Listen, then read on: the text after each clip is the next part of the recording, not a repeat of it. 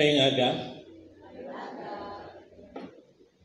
Kung bago ka mo sa isa ka grupo, for example, nag-transfer ka sa isa ka school, pag-abutin mo, sulod ka, ang isa ka dako nga struggle sa imo kung hindi ka kabalo kung anong obrahon mo, hindi ka maglugar, mapasundayag ka o kung mapaigan, hindi pala? Kung kaisa mas hindi lang ko magkuha nanay kay abin nila ang balong ko nila karon nga nga daw sisino ako bago lang ko may iban man nga gasiling nga kay feeling niya sa Jase first day of school feeling niya gyapon daw feeling close kag ini nga attitude can either go both ways, di ba? Struggle kung hindi mo maintindihan, hindi ka kabalo, kung di paano ang expected nga behavior sa imo. So somebody would say, nga uya-uya ka ha? Kasi masay yung isa dito nga, ka subragit ang imo nga behavior out. So sa sini nga aga, isa sa mga butang nga struggle kung kaisa sa church. Kag I don't know kabati ka mo. So for some, ang nabalaan nyo lang yung nga simbahan niya ang masaba, no? So pero may iban man nga nagdalag ko sa simbahan, kag ang struggle many times, especially sa role sa babae, amo ini. May mga struggle na, in fact may gina-deal man ako sa mga kung kaisa nga mga issue sa iban nga mga simbahan nga mga babae kuan lang wala sila ga-participate sa church gapungko lang sila kag chismates may ara man iban nga kuan nga mga babae sila ni ang gamanan sa church so sa sining aga ang tawon naton anugin ang role sa mga babae ano ang gina-expect sa mga babae as far as the Bible is concerned. So, if you have your Bibles with you, let us learn together, the women in the church, 1 Timothy chapter 2, verses 9 to 15. Basahon nato siguro dungan, ready, begin. Likewise, also that women should adorn themselves in respectable apparel, with modesty and self-control, not with braided hair and gold or pearls or costly attire, but with what is proper for women who profess godliness with good works. Let a woman learn quietly with all submissiveness. I do not permit a woman to teach or to exercise authority over a man. Rather, she is to remain quiet. For Adam was formed first, then Eve. And Adam was not deceived, but the woman was deceived and became a transgressor. Yet she will be saved through childbearing if they continue in faith and love and holiness with self-control. Pag-pray kita na, Father, palihog, uligi kami sa sining adlaw. Nga maintindihan gid namo ng imo kabubuton, especially sa sulod sa simbahan. Nag-pray kami, Father, na pakikuton mo kami, paagi sa balaan ng Espiritu, so that hindi lang kami anong pamati, kundi ginabutang gid namon sa amon mga buhat ang imo gusto sa amon. Pakigambal ka, paagi sa imo alagad, in Jesus' name. Amen. Amen. So, nagatuon kita sa 1 Timothy, kag ginhambal dira ni Apostle Paul, Timothy, pabilin ka, kay may mga tawong gatudlo sang hindi amo nga doktrina, kag nagadevote sila sa mga kilid-kilid. Hindi lang nga sala, may ara man nga mga kilid-kilid, mga the major in minors, rather than the stewardship from God that is by faith. Hindi ang focus ang gospel. Mga kilid-kilid nga pagtudlo. Kaya muna sa aton kabuhi, Pag hindi na gani ang gospel, ang focus, kung hindi na kita ang focus naton, ang interest, ang kaluwasan sa tao, ang focus mo na lang imo, ang focus mo na lang, adlaw-adlaw nga pagpangabuhi, di na kita nagkakaproblema. No? So niya, the promote your speculations rather than stewardship from God that is by faith. Amo ato nga si Apostle Paul in charge siya si Timothy, siling niya, you guard this, i-entrust ko ini sa imo, para maubra nimo sa insakto ang gina-expect sa Ginoo sa imo. E kadamo na sa mga tao subong nga nagaguba ang ila pagtuo. Amo na gali ang problema. No? Pag hindi ka na focus pala sa kaluwasan sa iba na tao, hindi ka na focus sa kaluwasan sa imo bata, hindi ka na focus sa kaluwasan sa iba na miyembro sa panimalay or sa palibot. Ang tendency sila, muna daw bisan sila, ma-deteriorate na lang yan. So, according to Apostle Paul, you need to take charge. And it starts, una sa tanan sa prayer. Nandun ka mo. I-isla nyo ang, or isla nyo inyo kapangamuyo. Pag siling niya, ganito ang kwa dito, we must pray at all times. Let us pray for the salvation of everyone, ang galit, and we must pray at all times with holy hands and at peace with each other. So I hope sa last week, after nga nakatuon kita sa pulong sa Ginoo, nag-start na kita pangamuyo para sa kaluwasan sa tanan, ng sa tanan nga tao. Now, kadua, nga obrahon, hindi lang nga isla ta ato papangamuyo, but also we need to know kung ano ang expectations ng Ginoo sa mga tao sa church. Kaya kita magasugod sa mga babae. Ang mga babae, bawag kay ka mga gwapa sa inyo. Number one, siling Apostle Paul, ang mga babae are to promote true beauty. So, basahon nato diri, siling ni Apostle Paul, siling niya likewise. No? So, in the same way nga nagapangamuyo kamo sa tanan, sinya kamo nga mga babae should adorn. No? Ang word na adorn speaks of that which is to put in order. Siling niya to decorate, no? To embellish, to make beautiful with ornamentation, no? To heighten the attractiveness of by adding decorative details. So, amo na po siya, to adorn, maidugang ka. Maidugang ka sa imo lawas. Ang siling niya. Dahil idugang mo dira, siling niya, likewise women, also that women should adorn themselves in respectable apparel. Respectable means honorable, appropriate, strictly well arranged.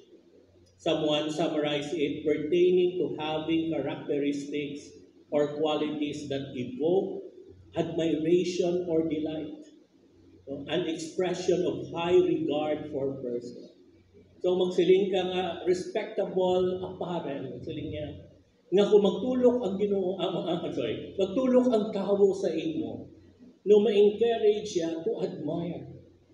Masadyahan siya. Hindi siya manglibak. Ito, bagit, kung isa ka person, suksok siya sa bayo, nga angayan siya, no? Muling i-term niya, honorable, appropriate. Hindi ba lang ano ang aton nga kwadayon nga response? Alam, nagwapa sa imo, alam ka namin. No? Pero sila nga, that's why sa aton nga pamayo, pag-adorn sa atong kaugalingon, it should be respectable apparel. Ano yung respectable apparel? Mataksanay ka? 4 inches, 5 inches, 10 inches. Ang isa sa gitudlo sa akon, especially sa mga babae, paano kita magbayo? Ang advice is, kung magbayo ka, it will lead, especially sa mga lalaki na magtulog sa guya, hindi sa ibang na part sa lawas. So kung tulukon ka, dapat it will lead people to look at your face. Pagwapa sa iyo. No? Hindi sa iba. Amo na siya for me, that is respectable.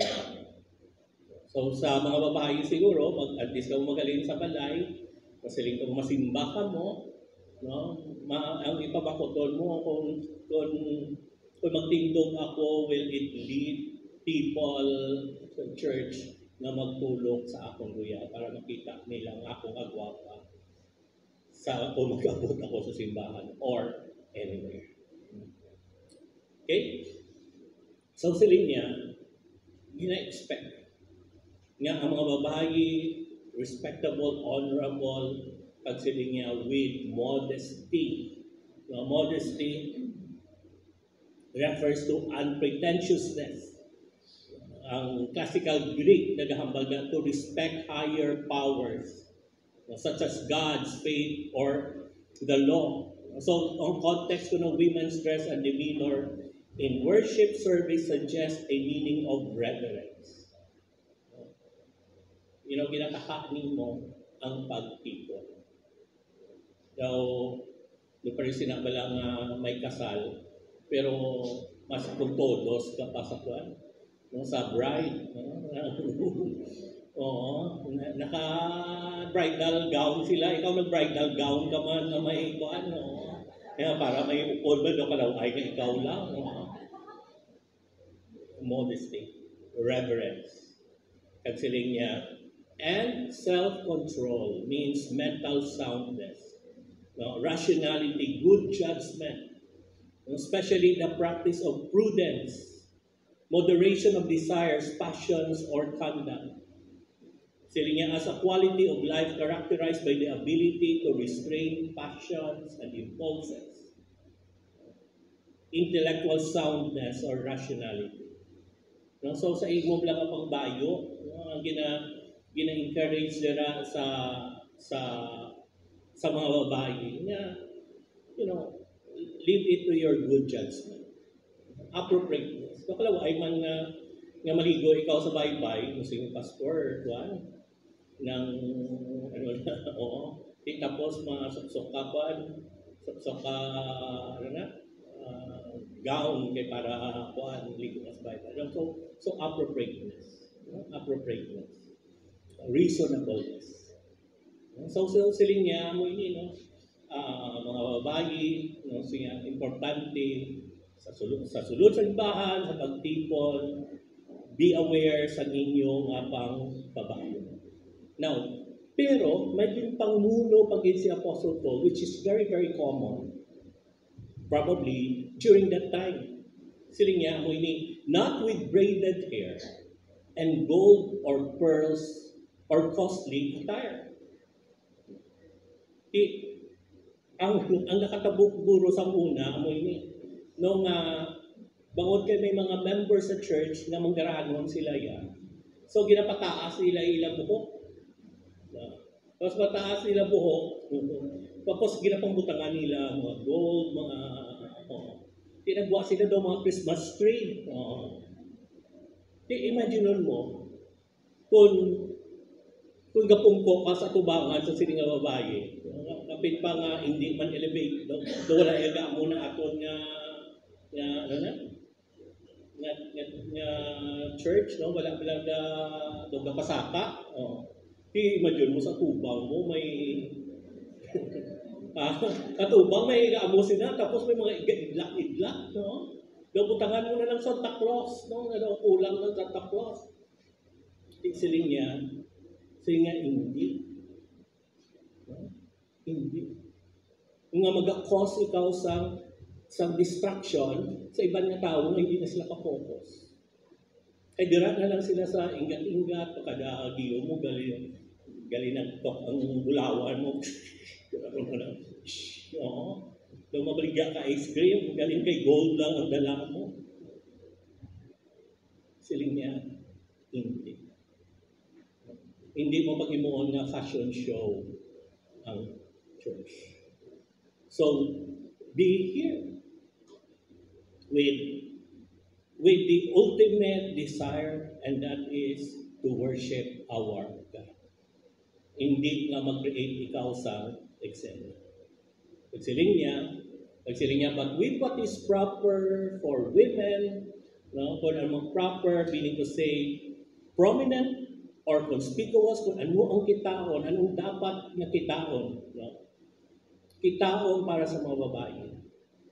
No? So kung kadto kita sa simbahan, ano dapat ang ipakita natin? Especially nga kita ng mga Kristohanon, we are expected to profess godliness. No? Means to proclaim, to declare, to announce, no? Kita godliness. No? Use only here ang meaning niya, piety or reverence for God. Pagsiling niya with good works. Good meaning intrinsically good. Inherently good in quality, but with the idea of good which is profitable. Siling niya, magsilit ka nga good works nga ang iyang goodness nagaka-transfer sa ibang nga tao. Hindi lang sa inyo. Kanami, no? And that is why very, very important nga sa aton nga mga Kristohanon, no, especially sa inyo ang mga babae, no, hindi lang kamo good dress, no, but you will also adorn because of your good works. Kanami, no, nga pag-abot nyo diri pala, hindi lang mabaha kanami sa inyong bayo, no? Kanami kakuan, no? Pero magsiling nga, manang, dahil, kanami gali, no? Sa siling nga si Mana, damo ka gali na buligan, ikaw to gali nagbuli kay Kwan. Ikaw to gali upod kay amo sini, no? Kamu to gali. So imagine ba lang every time na magkadto ka mo diri, hindi lang manaw ka sa proper nga dressing, kuning magsiling ba, salamat kay sa inyo sa sining si Mana, you did good. Salamat sa inyo sa sining si Mana, you did that. No, you did good. But I think isa ina ang mga palibay sa aton na magkadto kita sa simbahan because we've been a blessing to others.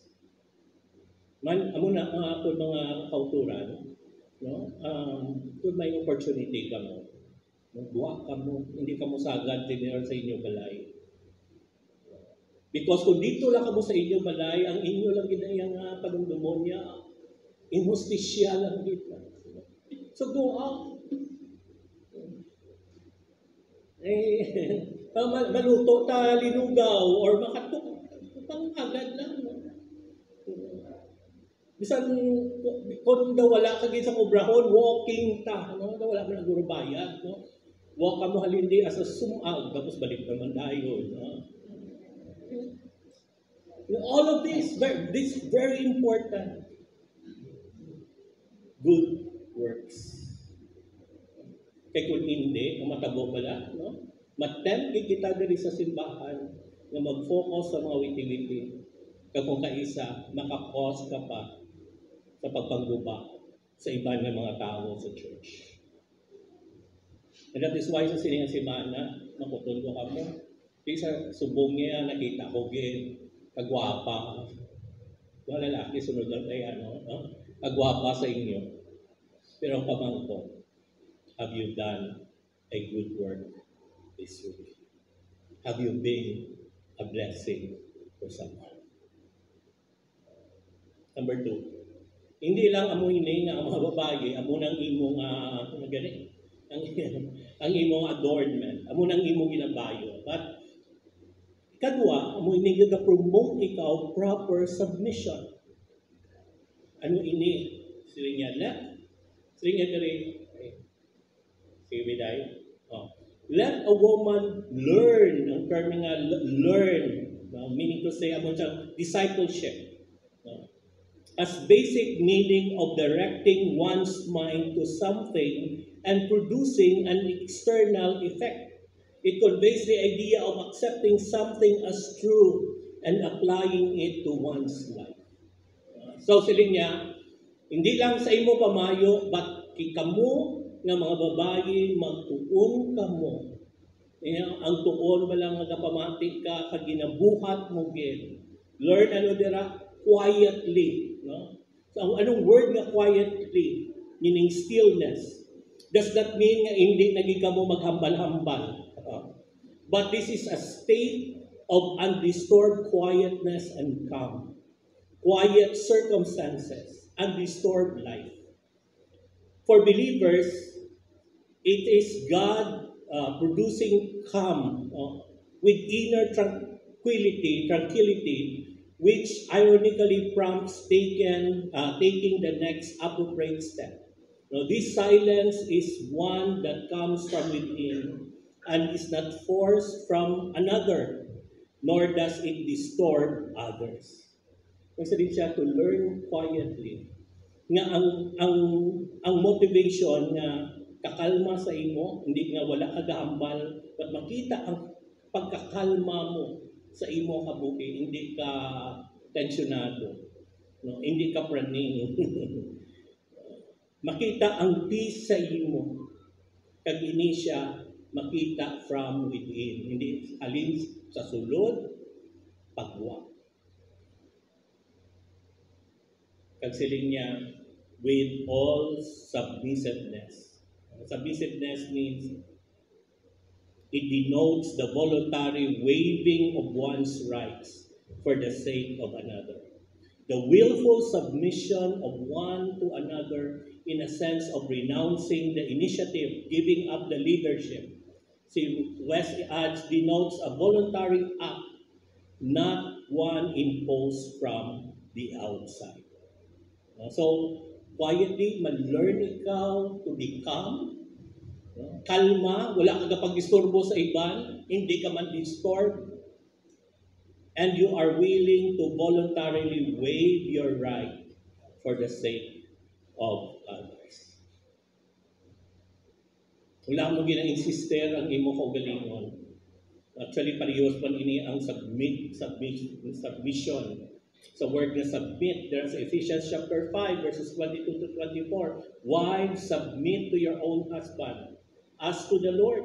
For the husband is the head of the wife, even as Christ is the head of the church, his body, and is himself its Savior. Now, as the church submits to Christ, so also wives should submit in everything to their husband. So makita ni mo dira nga masubmit siya kay amo ina ang design sa Ginoo. Gusto sa Ginoo may order sa marriage. No, pero ang word na submission diri hindi ni siya passive kind of submission. Nga pugbo ka lang kag wala ka sa obrahon, no? Military ni siya nga term. Nga may commander kag submit ka mo sa ginahambal sa commander.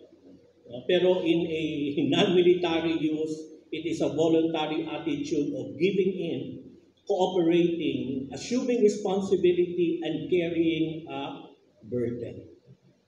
So, kung magsiling ikaw nga may submissive spirit ka, kasunod lang ko yan. Pero kabalo ikaw, mag-play sa role under somebody's leadership. Kung na-fail dira siya, hindi ka magbasol, ang inaobra mo, diri ka, buligan mo. Nag-cooperate ikaw, no? Nag-cooperate ikaw, nag-carry ikaw sa burden because you want your family, you want the church to succeed.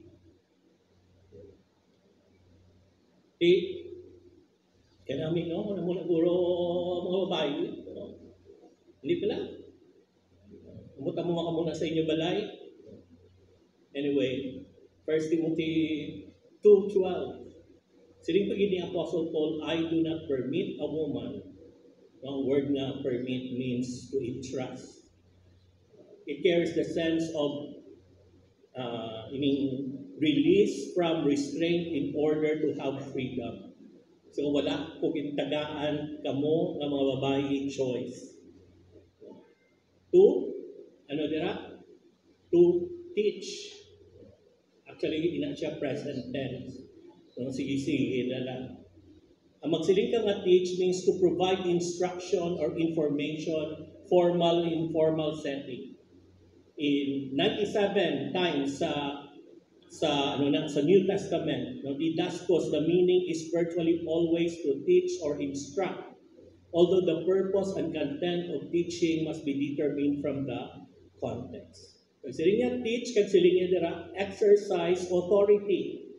One who acts on his own authority comes to mean to have control or total authority, to domineer or to lord over, ikaw ang mag-boss. So siya wala ko na ginaalaw. Nga man, kay kung lang tawon nimo dira sa scripture,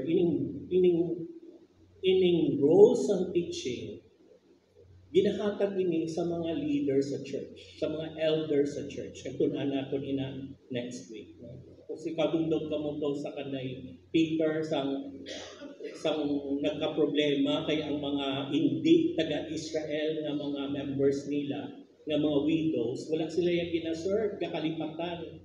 Kasi ni Peter, sila niya, kinanglan mapili kita sa mga naming nga mga tao in order to serve these people. Kay kami nga mga elders, kami nga mga apostles, ma-focus sa prayer and teaching. Teaching sa word. Sila niya sa mga babae, sila niya, hindi ka mo dali. Hindi ini inyong role. Rather, sila niya mo ini, she is to remain quiet. Balik naman dito, kalma lang ka mo. At peace, silent, wala ka mo galistorbo sa iban, hindi man disturb ang imo ko galingon. But you have to understand that you are there to submit. Kapag siling nga submit, hindi ka lang yes sir. Kapag silingon, nag-cooperate ka. Kung diin may kulang, dira. Now, let me mention again nga si Apostle Paul, naghambal pag-idari sa 1 Corinthians chapter 14 verses 34 to 35. The women should keep silent in churches, for they are not permitted to speak, but should be in submission.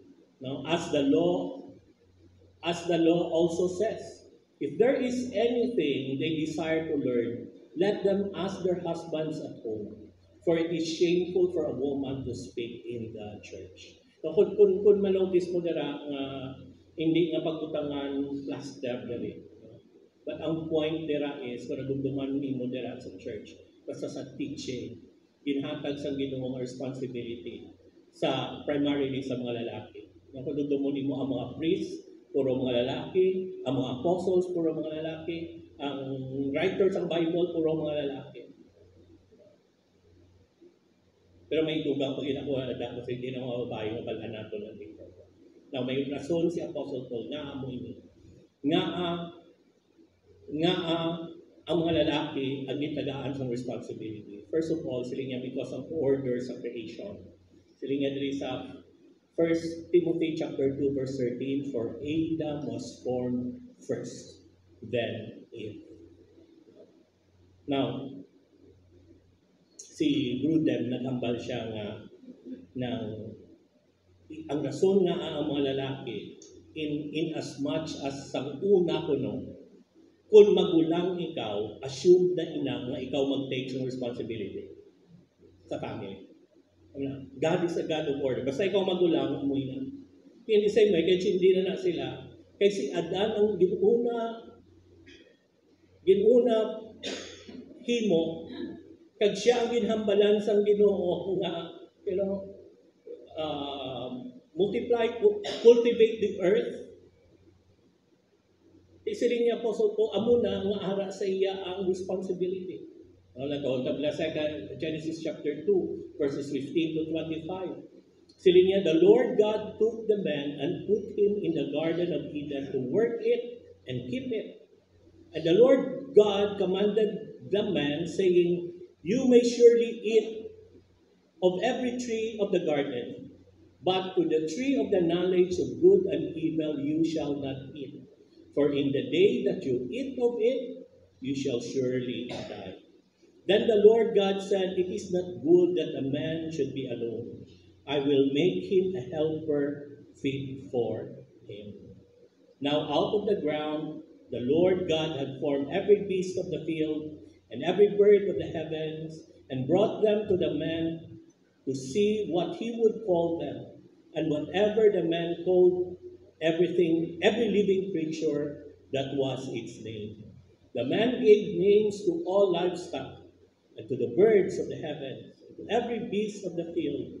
But for Adam there was not found a helper fit for him. So the Lord God caused a deep sleep to fall upon the man, and while he slept, took one of his ribs and closed up its place with flesh. And the rib that the Lord God had taken from the man, he made it into the woman and brought her to the man. The man said, this at last is bone of my bones and flesh of my flesh.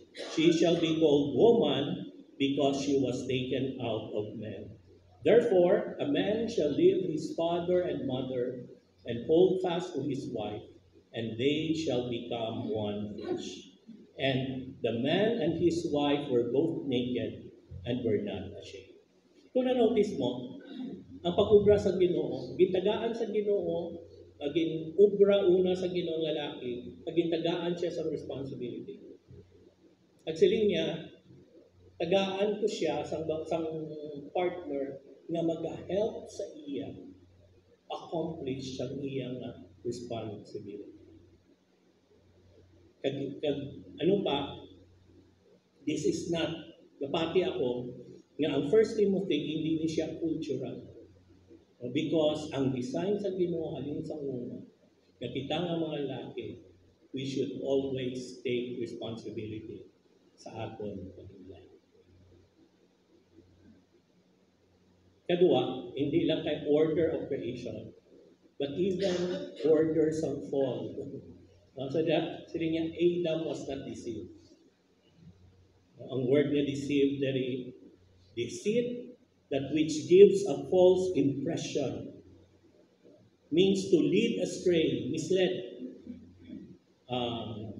cheat, deludes. It means to cause someone to have misleading or erroneous views concerning the truth. Nagsiring niya, kung lang tawag mo sa una ko, hindi to si Adam ang namislead. Siling niya, sino gani? The woman was deceived. Seemingly the same word, pero kung lang tawag ni Modera, sa original yung word, may gindugang. No? May gindugang nga word, ek. No? Nga naga-intensify sa meaning niya. No? Even ang Silimon means to beguile thoroughly, deceive completely, or seduce or to persuade to disobedience.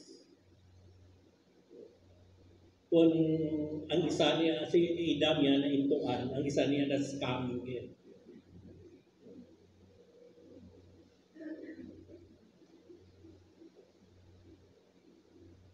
At sila niya, and became a transgressor. Transgressor ang became dari to come into existence. But silingon, may ang natabo ang iyang nga tense, very perfect tense, nga natabo sa una, pero as kasubong ang epekto niya ara pa. Ang transgression niya nag-cross the line, nagsubra. Kaya mo atong binubra ni iba. Now, si Grudem, nangyaan ko sa niya nga perspective sa sinibing nga passage. Kasi niya, actually, he was not saying diri nga hasta subong gad-gad na merisi na sa mga babae kay sila to na induan. Kag siling niya, may iba man nga siling niya lantawa pa lang kay ang babae siya nag-take lead. Ang lalaki nagsunod-sunod kundi lantawa ng amuni ng ako. Pero namian ko sa ginhambal niya nga ang good silingon diri ni Apostle Paul is that one that I think is best fits the wording of the verse is that Paul is saying something about the nature of men and women as God created them. Siling niya, God gave men in general a disposition that is better suited for teaching, governing the church. A disposition that inclines more to rational, logical analysis of doctrine and desire to protect the doctrinal purity of the church. God gave women in general a disposition to incline to more a relational, nurturing, that places higher value on unity and community in the church. Kag ini siya, importante ini tanan. Pero sila niya, Paul understands the kinder, gentler, more relational nature of women in general as something that made Eve less inclined to oppose the deceptive serpent and more inclined to accept his words as something helpful and true. Siling niya, buti silingon diri, siling niya, generally, may batasan ang lalaki, kag may batasan ang babae. Ang lalaki, gitagaan niya yung leadership. Kaya usually, ang lalaki, gapaminsan, tigawa, mas fit siya ang iyang bansa teaching. Ang babae, more emotional, more relational. Amo ato, nga may tendency ang babae nga magpati dayon. Kay they value relationship. Naway mo kasi mga lalaki, may kami value relationship. Kung ano pa mga babae, daw dasig sila na magmiga, daw dago na sila dayon, makaibig sila yung lalaki. Hindi niya magkatuya na yung mag-ibig ko. Ano na yaman, no? Ano pa? Ang masking katuan ang masking istorya sang snake. Yung istorya sang nyawa si Iba. Sagsiling niya, ano pa? Because ang general disposition, general design sang Ginoo, amo ina ang leadership sa church, ginhatag sang Ginoo sa mga lalaki. Wala kita gahambal na sa specific, at least ikwanto, pero tama kita, generally.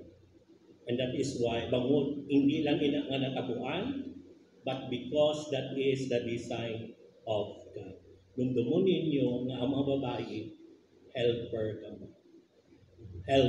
mo. But silingon, the first ka sa construction, may carpenter, pero man sila lang carpenter kung wala sa helper. Manugduhol, imagine mo kung kaayo ka sa babaw. No? Tapos, kung may malipatan ka, manaog ka naman. Gusto ka lang manaog. Kung wala ka, may palpagon ka, di kinanglan, may makapot din. Sakto? Kabiblay-biblay. Amo nang buot silingon niya.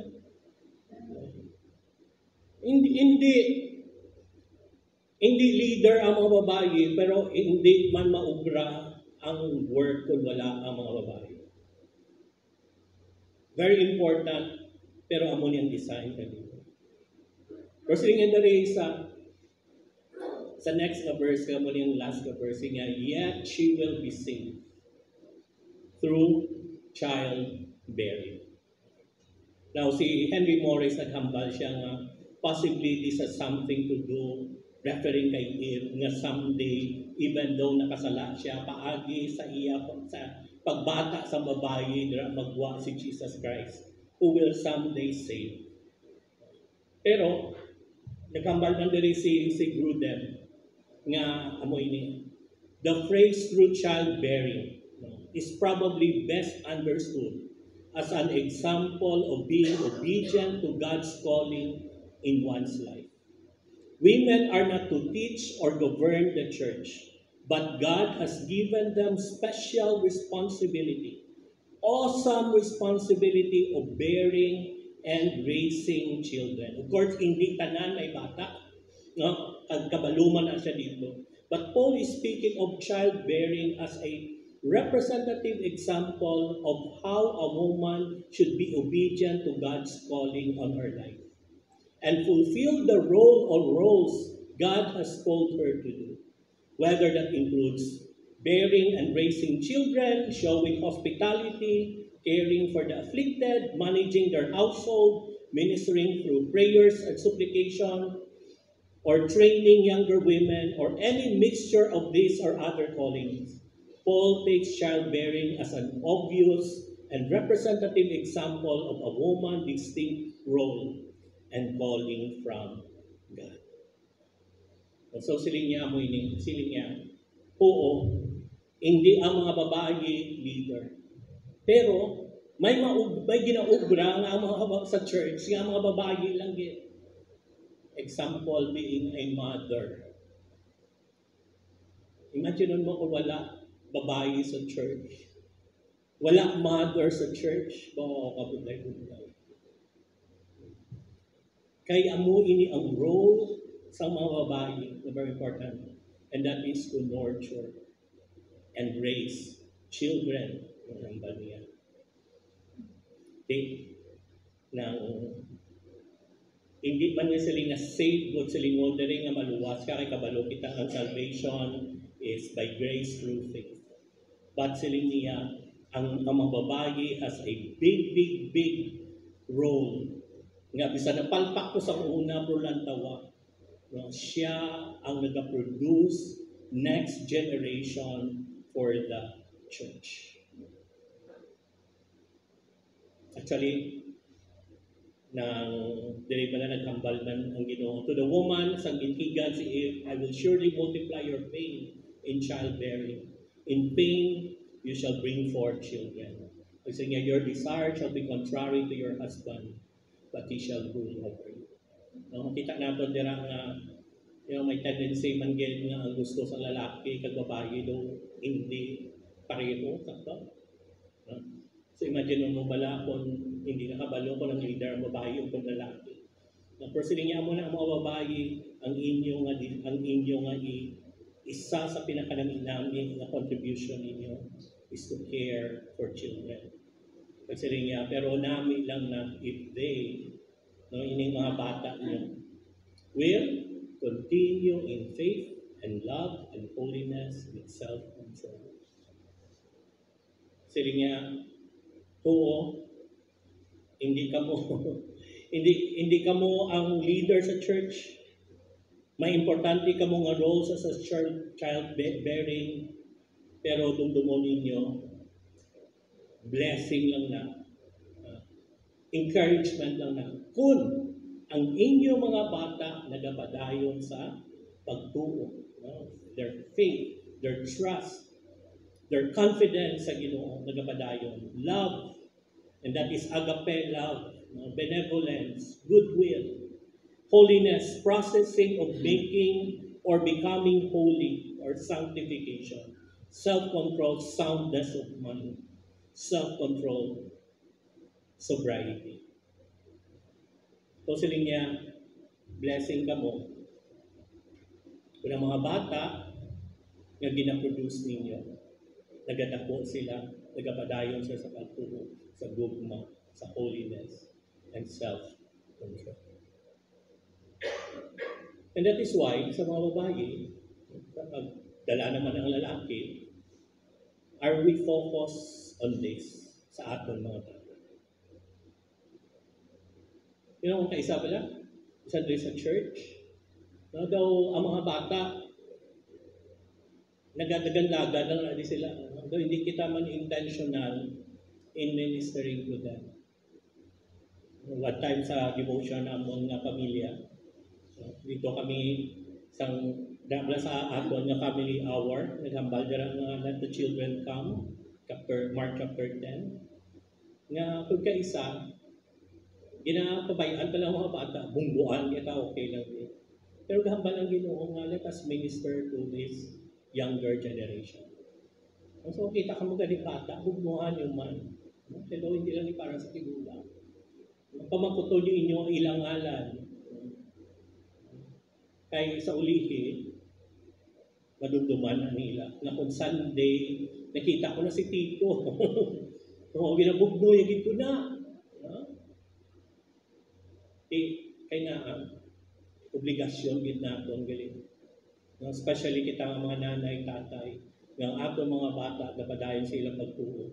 Loving sila, sanctified sila, self-control. Again, hambal ko ha sa mga ginikanan kasi puro lang kamo iskwilahan, puro lang kamo sports. Pero hindi kitaon sa aton mga bata ang ilang pagtuo, ang ilang agugma, ang ilang holiness, ang ilang self-control. Amo ini ang number one nga responsibilidad ninyo. Hindi lang ang mga nanay, nagpapati man po ang mga tatay.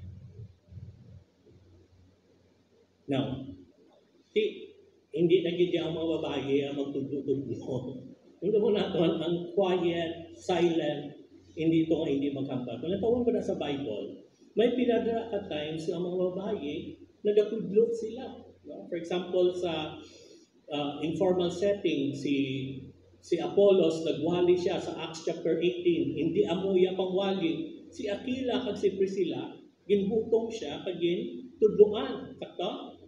Kag actually, dira man sa 1 Corinthians chapter 11, 4 to 5, praying and prophesying, dira ang mga babae, nag-participate sila, no? So nag-pray sila, upod sa mga lalaki, kag pagkatapos, nag-prophesy sila, nag-share sila sa ginhambal sang Ginoo through them. Lesson, diri sa Titus chapter 2 verses 3 to 5, that the older women likewise are to be reverent in behavior, not slanderers or slave too much wine, but they are to teach what is good. So train the young women to love their husbands and children, not to be self-controlled, pure, working at home, kind, and submissive to their own husbands, that the word of God may not be reviled. So women teaching younger women. Ano pagit? Evangelism. Kadugdong ka mo dito sa John chapter 4. Atog lang Samaritan woman. No? Sanggin na-save siya, na kilala niya ang Misaya, si Jesus, anong nubra niya? Huwag man siya nagkatuto sa ila lugar, sa Sychar. Pag nagsiling, istoryala ko sa mga babae. No? Pinahambala niyang bilog na community. Nakita ko din nga tao na ginhambal niya ang tanan ko nga sekreto, nabalaan niyang tanan ko nga sekreto. Base amo niyang Mesiyas. Kaya lahat ka mo, kag ang tanan ng mga tao dito sa lugar nagkanto. Diri man sa sa Matthew chapter 28, no, ang Ginoo nag-reveal man sa iya ko kalingon sa mga babae, kamo babae kang katuan nila ang mga lalaki dito, ng mga nahadlok ang mga disciples, kaging tuduan nila na si Jesus, ginsugiran nila na si Jesus is alive. Kaya muna no, sa church, ang mga babae, no, pwede sila maka-share testimony, no, sa life, pwede sila ka-minister through song. No, hindi man inikwan, but I think ang pinaka-importante gidari nga ang mga lalaki should step up sa leadership. Kay kita ang gitawag sa Ginoo. Kung kaisa pa lang, ang mga nanay na lang, mga babae na lang, kaisa na katakaan, pastor, yan, si Banahon to, kapuy pa siya kuno. Naamor sa inyo. Hindi. Kung kamo mga lalaki, kamo mga tatay, kamo mga leader sa church, kamo hindi na dapat ang pinaka-excited magkatuloy sa simbahan. Hindi na nakahimos ng kabataan tanan, ikaw tuyo ka, pungkok pa, nakapikati pa. That's stupidity. No? You know, kita nga mga tatay, we need to show nga leader nila. Hindi man sila lead nga kwan, pero kung uyaya ka nga tatay, uyaya ka nga leader, ano na lang matabong sa iyong mga kabataan later. So sila niya, mga babae, buligan nyo. Yung kaysa mo sila. Ginambalaan ako sa asawa ko. Tigali kiti wala ko mahimo, kaya ako yung mawali ko, kalaway man, no? Pero kung may choice, possibly parehos man ako sa inyo. And that is why siguro ang isa ka namin dira, especially sa aton ng mga lalaki, let's take responsibility. Siguro ma-assure ka, balo mo mabuli ko di sa sound, mabuli ko na rin. Kaya kung magbulig ikaw, ginabutang mo imo kagalingon sa sa kompromiso. Kay kabalugin ako ya bisan ako, dari guro timprano ko. Ba't magkadto ko sa ibang lugar? May tendency na yan na maamu-amu mo ko sila. So hindi ini struggle, din yung struggle ko man. But as leaders, we have to be excited na mag-lead. Kaginagdugangan nato next week. Siring ni Apostle Paul sa 1 Corinthians chapter 12, chapter 11, verses 2 to 12. Now I commend you because you remember me in everything and maintain the traditions even as I delivered them to you. But I want you to understand that the head of every man is Christ, and the head of a wife is her husband, and the head of Christ is God. Every man who prays or prophesies with his head dishonors his head. Every wife who prays or prophesies with her head uncover dishonor her head, since it is the same as if her head were shaven. For if a wife will not cover her head, then she should cut her hair short. But since it is disgraceful for a wife to cut off her hair or shave her head, let her cover her head. Ini siya yung kultura ni, no? So, for a man ought not to cover his head, since he is in the image and glory of God, but woman is the glory of man. Now, verse 8. Kung tandaan natin. For man was not made from woman, but woman from man. Helper. Pero silingyari yun. Neither was man created for woman, but woman for man. That is why a wife ought to have a symbol of authority on her head because of the angels. Nevertheless, in the Lord, woman is not independent of men, nor men of woman. Ginhambal yung Apostle Paul, may responsibility, may amusinin. But at the end of the day, siling niya, kinahanglan nato ng isang isa. Siling niya, for us a woman was made from man, so man is now born of women. Una lang to, nga ang lalaki among nagbata sa babae hingwa. Pero subong niya ang tanan nga lalaki, nagwa niya sa babae. We have to understand that all things are from God. Si Peter and humble siya, likewise wives, be subject to your own husbands, so that even if some do not obey the word, they may be won without a word by the conduct of their wives, when they see you respectful and pure conduct. So si Apostle Paul, gahambal siya, ang pag-adorn, ang pag-submit. Actually, this is a way of ministering to your husband. Sini nga, do not let your adorning be external. The braiding of hair, the putting on of gold jewelry, or the clothing you wear.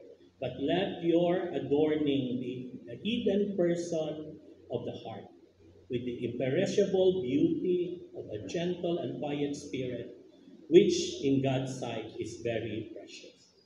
For this is how the holy women who hope in God used to adorn themselves by submitting to their own husbands. As Sarah obeyed Abraham, calling him Lord, and you are her children if you do good and do not fear anything that is frightening. You know, mga babae, the best way na makaminister ka rin sa church is pagwapo mo. Adorn modestly, pero balon ka mo good works. Balon ka mo good works. Kasi ikaman nga, this week, ano naman ang pag-obrahon ko nga maayo para balunon ko. Sa pagkanto na ako sa church, hindi na ang kagwapa ko, kanamin sa make-up ko, kundi ang akon kabuhi, ang akon adornment has been a blessing to others. At number 2, hindi lang amoy na, but in terms of leadership, ang inyong awin is that through your help, we will be able to raise successful male leaders. You know? Kung kaisa mga babae, sagad mga, wala na ko na, pastor ka pa sa ila, kaya natakaan na ko, hindi ka mo mag-give up. Hindi ka mo mag-give up. Kung i-encourage you din. Aga kita ka to sa church. Excited ka, let's commit. You know, kanamay mas sila ma-assure ka tanan. Kaya mo, kato ta 6:45, imagine mo kung assure ka mo tanan. Let us welcome everyone. Sakto. Hindi lang ko yan. So, and that's why sa mga babae, unahan nyo, pagwapa ka mo, bring good works, and submit. Pangita ka mo sa mga lugar dari kung sa diin where you could minister. And that's why tandaan nato ni mga utod, women are to adorn rightly and to submit humbly. You know, namian pala ang mga lalaki actually mag-lead. Wala na ka namin maging leader ka. Especially sa imo balay. At ang mga babae, honestly, namian mo na sila ang ilaban na leader. Sakto? Sakto? Namian na sila gina-care sila o na leader sila. Kung hindi ang nakatabo sa inyo kabuhi, maybe there's something wrong with you o kung something wrong in your marriage. And that's why mga utod tandaan nato ni women are to adorn rightly and to submit humbly. Now, namot lang ako kay sometimes sa ginobra ko ang mga one-liner ko gin-check ko kay sa mga grammar kasi pa ko kadong tuyo-tuyo ka na daw pero so happen again pag-chat ko na sa gibuta ko sa first time gibuta ko sa ChatGPT. Pag enter ko, gin-reject ini. Kaya silid niya ako hindi ko imposing sa pamako ko gin-reject mo nga, gin-violate ang inyong akwan. Silid niya kay ga-impose ikaw sa mga nga dapat ang babae, amuni naman.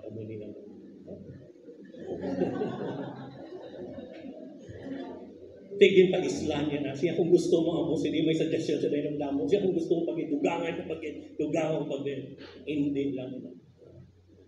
Ari na kinasubong sa kalibutan nga as much as possible ang ginasubok sa Ginoo. Palasaw. Pero mga utol, hindi amo kita sa pulong ini sang Ginoo. Kaya imagine na lang bala, no? Kung gaamo ni mga babae, itong mga lalaki, level up. Kung naman simbahan. Sakto? Hindi sakto? Gusto ko yung pastor, ako yung gawalin mo. Lahat ang mahimo. Kay sugo ni isang Diyos natin. Now, some of you may have question. Ang Ginoo na lang pamangkatauli. Ang Ginoo na lang pamangkot ako. Sundo na lang naton. Kay gapati ko nga amuning makapalipay sa aton. Amen? I pray kita. Father, tuloy lang kami to follow in Jesus' name.